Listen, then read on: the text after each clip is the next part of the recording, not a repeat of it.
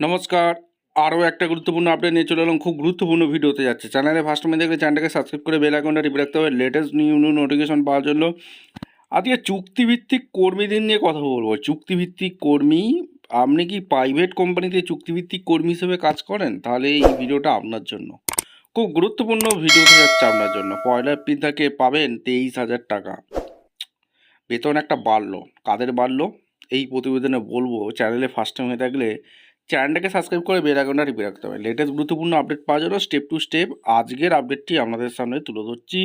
খুব গুরুত্বপূর্ণ ভিডিওতে যাচ্ছে, কেউ মিস করবে না। নোটিশে কি বলছে সেটা আগে জানতে হবে। ভারত ইলেকট্রিক্যাল লিমিটেড অর্থাৎ বিএইচএল এর পক্ষ থেকে একটা জারি করে দিয়েছে একটি নোটিশ। 1 এপ্রিল 2026 তারিখে প্রকাশিত এই নোটিশটি মূলত কর্মীদের বেতন এবং সুযোগ সুবিধা সংক্রান্ত একটা নিয়মাবলী নিয়ে। বিএইচএল অর্থাৎ ভারত ইলেকট্রনিক্স লিমিটেড, এই হেভি ইলেকট্রনিক্স লিমিটেড যে ভারতীয় সংস্থা, এটা কিন্তু একটা কেন্দ্রীয় সরকারের অধীনে, ঠিক আছে? এই কেন্দ্রীয় সরকার অধীনে যারা প্রাইভেট অধীনের কাজ করে অর্থাৎ এজেন্সি থ্রু কাজ করেন, তাদের কিন্তু একটা ভালো সুযোগ মাথায় রাখতে হবে। কর্মীদের জন্য প্রধান নির্দেশগুলি দিয়েছে, সময় মতো তারা বেতন পাবে। অর্থাৎ যারা চুক্তিভিত্তিক কর্মী আছে তাদের জন্য এই ভারত বিএইচএলের তরফ থেকে একটা বেতন কিন্তু বৃদ্ধি করে দিয়েছে। সময় মতো বেতন পাবেন। প্রতি মাসের 7 তারিখের মধ্যে কর্মীদের ব্যাঙ্ক অ্যাকাউন্টে বেতন জমা দিতে হবে, কোনোভাবে দেরি করা যাবে না। এটা কিন্তু একদম নির্দেশিকা করে জানিয়ে দিয়েছে। অতিরিক্ত সময় ওটি যদি কেউ করে, যদি কোনো কর্মীর 8 ঘন্টা বেশি কাজ করেন, তবে তাকে দ্বিগুণ হারে ওভারটাইম দিতে হবে, একদম নির্দেশ দিয়েছে। এবার 8 ঘন্টার পরে কাজ করলে এই 300 টাকা রোজ এইসব চলবে না। অন্যান্য সুবিধা, সকল কর্মীকে প্রভিডেন্ট ফান্ড, পিএফ, এসআই, অন্যান্য আইনি সুবিধা দিতে হবে।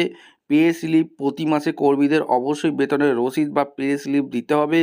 ক্যান্টিন পরিচ্ছন্নতা, প্ল্যান্টের ভেতরের ক্যান্টিনের খাবার গুণমান, পরিষ্কার পরিচ্ছন্নতা এবং বসার সুব্যবস্থা নিশ্চিত করতে হবে। ন্যূনতম মজুরি 1 এপ্রিল থেকে 2026 থেকে কার্যকর ঘোষণা করে দিয়েছে। সরকারের নির্দেশ অনুযায়ী বিভিন্ন স্তরে কর্মীদের প্রতিদিনের ন্যূনতম মজুরি নির্ধারণ করা হয়েছে। অদক্ষ কর্মীরা 566 টাকা রোজ, অর্ধদক্ষ 650 টাকা, দক্ষরা 781 টাকা, অতিদক্ষ 918 টাকা। আচ্ছা, এই নিয়মগুলি পালনে কোনো সমস্যা হলে, অভিযোগ থাকলে কর্মীরা সরাসরি বিএইচএল এর মানব সম্পদ এইচআর বিভাগে যোগাযোগ করতে পারেন। নোটিশটি BHL HR executive Akhilesh Kumar দ্বারা স্বাক্ষরিত একটা হয়েছে। অর্থাৎ বিএইচএল এর দ্বারা কর্মী যারা আছে, অর্থাৎ যেটা আপনি এজেন্সি থ্রু যদি বিএইচএল এর কাজ করেন, তাহলে কিন্তু আপনি এই বর্ধিত বেতনটা পেতে চলেছেন। অর্থাৎ আস্তে আস্তে করে সরকার মোটামুটি যারা প্রাইভেট চুক্তিভিত্তিক কর্মী এজেন্সি থ্রু কাজ করে তাদের কিন্তু বেতন বাড়াচ্ছে। পশ্চিমবঙ্গও এটা এমনটি হতে চলেছে। অবশ্যই কারা কারা পশ্চিমবঙ্গ থেকে ভিডিওটা দেখছেন, কোন জেলা থেকে ভিডিওটা দেখছেন, অবশ্যই কিন্তু কমেন্ট সেকশানে ব্যক্ত করবেন। আর পশ্চিমবঙ্গের কোনো একদম সরকারি নির্দেশ এলেই সবার প্রথম সবার আগে ইউটিউবে ভিডিও করে আপলোড করব।